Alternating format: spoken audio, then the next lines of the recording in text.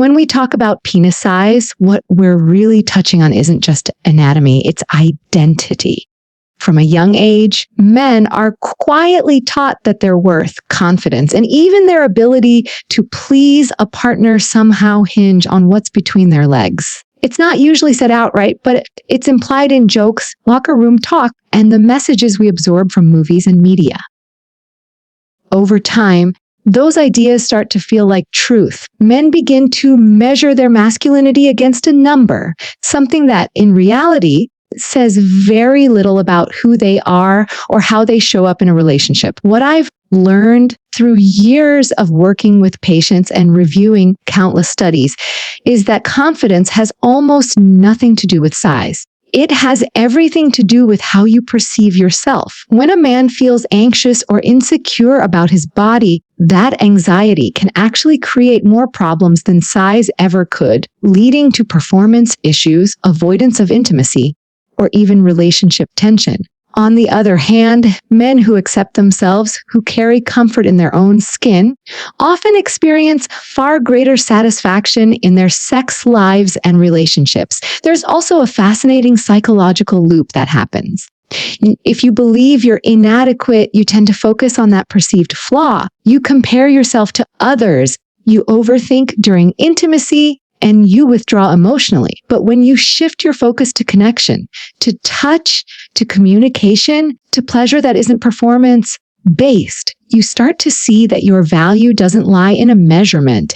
It lies in presence, empathy, and the confidence to be fully engaged with your partner. We often underestimate just how much emotional connection contributes to satisfaction. In surveys of couples, partners consistently say that trust, communication, and feeling desired matter far more than size. Yet, men keep internalizing the message that they need to be more physically to be enough emotionally. That belief keeps so many trapped in quiet insecurity. The truth is, no enlargement procedure or supplement can replace the kind of confidence that comes from genuine self-acceptance.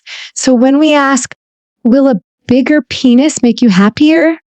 The answer isn't really about the body at all. It's about how you see yourself when you look in the mirror and whether you believe that who you already are is worthy of love, respect, and confidence. Let's take a step back and look at what science actually tells us about penis size, because when we strip away the myths, marketing, and social pressure, the data paints a much clearer and far less dramatic picture. Multiple large-scale studies from around the world have measured thousands of men, and what they found is surprisingly consistent. The average erect penis length falls around 5 to 6 inches, with most men landing very close to that range. The variation isn't nearly as wide as people think. In fact, only a small percentage fall outside what's considered medically average. What's even more revealing is how little size actually matters when it comes to sexual pleasure. Anatomically, most of the nerve endings responsible for arousal and orgasm are located in the first few inches of the vaginal canal, which means that beyond a certain point, increased length or girth doesn't necessarily add to pleasure. When researchers have surveyed women about what makes sex satisfying, the overwhelming responses focus on emotional intimacy, foreplay, communication, and attentiveness, not dimensions. There's also a critical psychological component at play. When men worry about size, that anxiety can lead to self-doubt, performance issues, and distraction during intimacy. On the flip side, when men feel confident and relaxed, their partners tend to feel more connected and satisfied, regardless of physical attributes. Confidence is contagious. It changes the energy in the room, and it transforms the experience for both people involved. What science reminds us is that normal is much broader than the cultural imagination allows. Most men who think they're below average are, in fact, completely typical, yet they carry the weight of unrealistic expectations shaped by media portrayals and comparison culture. By understanding the data and grounding our self-image in facts rather than fiction, we can free ourselves from that constant sense of inadequacy. So, If we're looking for truth in this conversation, it's this: biology isn't the barrier to satisfaction or happiness that so many believe it to be. The real difference lies not in what you're born with, but in how you choose to use it with awareness, confidence, and connection. Now, let's talk about where all these expectations even come from, because they didn't appear out of nowhere. Much of what men believe about penis size is shaped by media, myths, and marketing. For decades, pornography has created a distorted view of what's normal.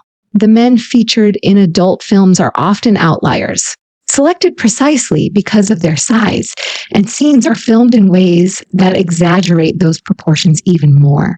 When that becomes the primary reference point for young men learning about sex, it's easy to see why so many grow up feeling inadequate by comparison. Then there's the influence of advertising and so-called male enhancement products.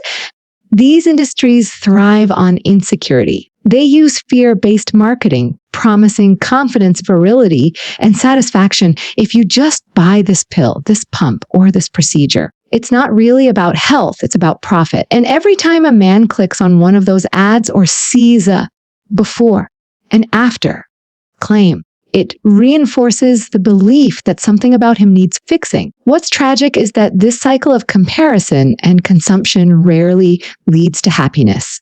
It usually leads to deeper dissatisfaction. Social media hasn't helped either. With the rise of online alpha male culture and performance-driven content, men are constantly bombarded with messages linking size to dominance, success, or desirability.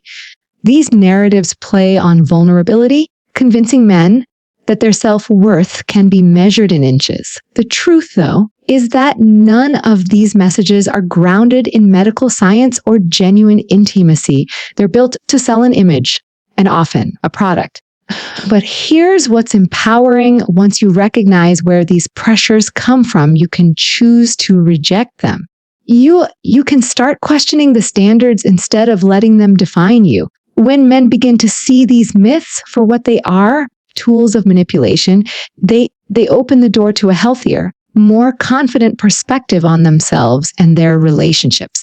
Because the real power doesn't come from changing your body to fit a fantasy. It comes from understanding that the fantasy itself was never real to begin with, and that genuine satisfaction, confidence, and connection come from being present, authentic, and self-assured, not from chasing a number that was never meant to define you.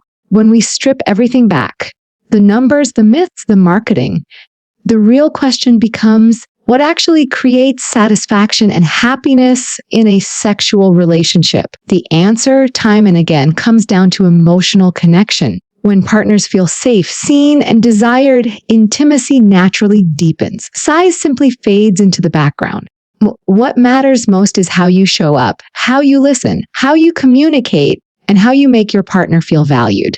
In study after study, people describe their most fulfilling sexual experiences not in terms of physical traits, but emotional ones: passion, trust, communication, and genuine connection. The couples who report the happiest sex lives aren't necessarily the ones with the most